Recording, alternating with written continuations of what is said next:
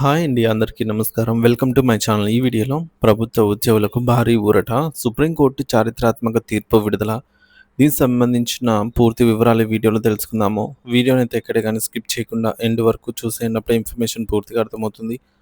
అలాగే వీడియో చూస్తున్న ప్రతి ఒక్కరు వీడియోకైతే లైక్ చేయండి ఫ్రెండ్స్. ఈ వీడియోని తోటి ఉద్యోగ పెన్షన్ మిత్రులతో షేర్ చేయండి. కొత్తగా మన ఛానల్‌ని చూస్తున్నవారు ఇంకా ఎవరైనా సబ్స్క్రైబ్ చేసుకోనట్లయితే వెంటనే మన ఛానల్‌ని సబ్స్క్రైబ్ చేసుకోండి.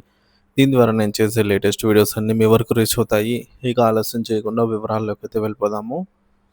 ఫ్రెండ్స్ ఇక విషయానికి వచ్చినట్లయితే భారత ప్రభుత్వ ఉద్యోగుల పాలిట 2025 ఒక నూతన అధ్యాయాన్ని ప్రారంభించింది.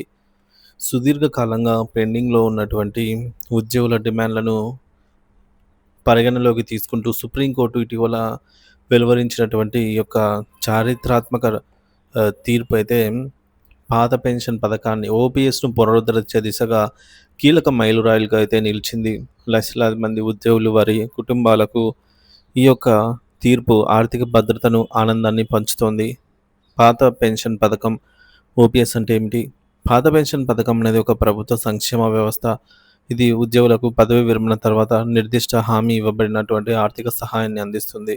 ఈ పథకంలో ఉద్యోగి పదవీ విరమణ చేసే సమయానికి పొందినటువంటి చివరి మూల వేతనం లాస్ట్ బేసిక్ పే ఆధారంగా పెన్షన్ లెక్కించబడుతుంది. దీనిలోని అతిపెద్ద ప్రయోజనం ఏంటంటే ఉద్యోగులు తమ పెన్షన్ కోసం ఎటువంటి అదనపు విరాళాలు చెల్లించాల్సిన అవసరం లేదు. ఈ బాధ్యత పూర్తిగా ప్రభుత్వంపై ఉంటుంది. దీనివల్ల మార్కెట్ హెచ్చుతగ్గులు లేదా ఆర్థిక అస్థిరత పెన్షన్ మొత్తాన్ని ప్రభావితం చేయలేవు. సో అంతేకాకుండా కుటుంబ పెన్షన్ సౌకర్యం ఉండటం వల్ల ఉద్యోగి మరణం తర్వాత అతని కుటుంబ సభ్యులు కూడా ఆర్థిక భద్రతను పొందుతారు. ప్రయోజనాల కారణంగానే ప్రతి ఒక్క ఉద్యోగి పాత పెన్షన్ పథకాన్ని కోరుకుంటున్నారు. కొత్త పెన్షన్ పథకం ఎన్‌పీఎస్ ఎందుకు వివాదాస్పదమైంది అంటే 2004లో ప్రారంభించబడినటువంటి ఈ యొక్క కొత్త పెన్షన్ పథకం ఎన్‌పీఎస్ ఉద్యోగుల జీతం నుండి ఒక నిర్దిష్ట భాగాన్ని తీసి దాన్ని మార్కెట్‌లో పెట్టుబడి పెట్టే పద్ధతిని అమలు చేసింది. దీనివల్ల పెన్షన్ మొత్తం మార్కెట్ పనితీరుపైన ఆధారపడి ఉంటుంది. ఇది ఉద్యోగుల్లో తీవ్రమైన అనిశ్చితిని సృష్టించింది. మరి చాలా సందర్భాల్లో మార్కెట్ మాధ్యం కారంగా ఈ కారణం వల్ల ఉద్యోగులు ఆశించిన పెన్షన్ మొత్తాన్ని పొందలేకపోయారు.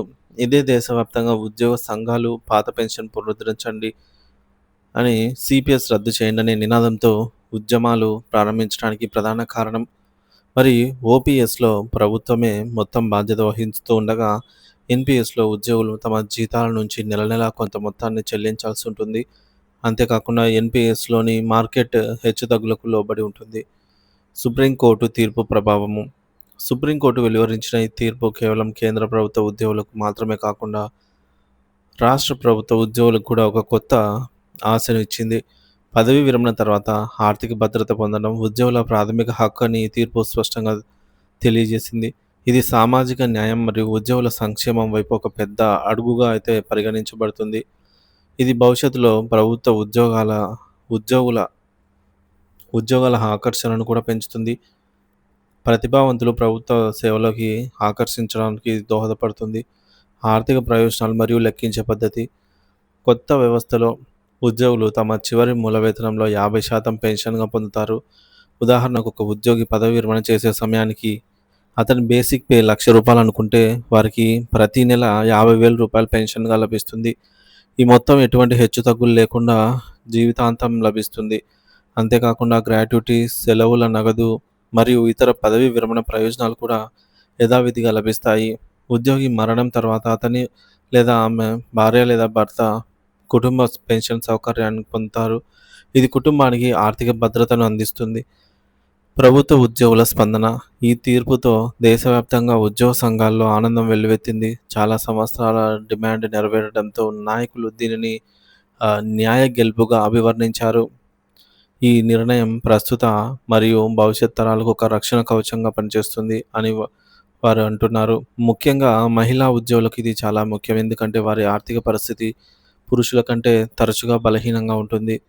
సో ఈ తీర్పు వారికి పదవీ విరమణ తర్వాత ఆర్థిక స్వాతంత్రాన్ని మరియు భద్రతను అందిస్తుంది. ముందున్న సవాళ్లు.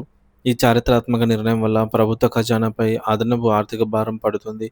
అయితే దీన్ని సామాజిక భద్రతను నిర్ధారించడానికి అవసరమైన ఖర్చుగా పరిగణిస్తారు. సరైన ప్రణాళిక మరియు నిర్వహణ ద్వారా ఈ సవాలును అధిగమించడం సాధ్యమని నిపుణులు భావిస్తున్నారు.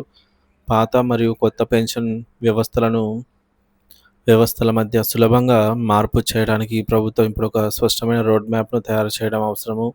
ఇది ఉద్యోగులందరికీ ఎటువంటి గందరగోళం లేకుండా కొత్త విధానానికి మారడానికి సహాయపడుతుంది. దీర్ఘకాలిక దీర్ఘకాలికంగా ఇది ప్రభుత్వ ఉద్యోగుల్లో నైతిక స్థైర్యాన్ని పెంచి వారి పనితీరును మెరుగుపరుస్తుంది.